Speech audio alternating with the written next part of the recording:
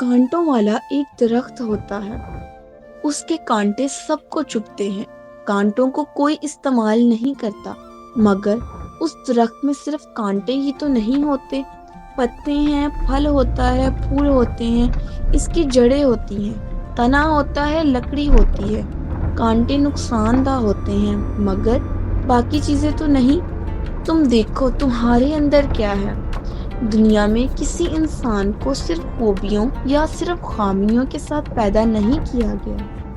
ہر شخص میں دونوں چیزیں ہوتی ہیں، مگر جس طرح کوئی اپنے دائیں ہاتھ کا زیادہ استعمال کرتا ہے اور بائیں ہاتھ کا کم، اسی طرح کسی کی خامیاں اس پر ٹالی جاتی ہیں اور کسی پر اس کی خوبیاں غالب آ جاتی ہیں۔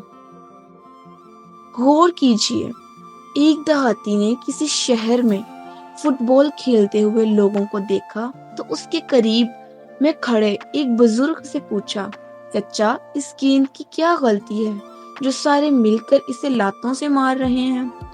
اس بزرگ نے جواب دیا، اس گیند کی سب سے بڑی غلطی یہ ہے کہ وہ اندر سے خالی ہے، ورنہ کسی کی کیا مجال تھی کہ اسے لاتوں سے مارتے۔ موجودہ دور میں ہم مسلمانوں کا یہی حال ہے کہ ہم اندر سے خالی ہیں۔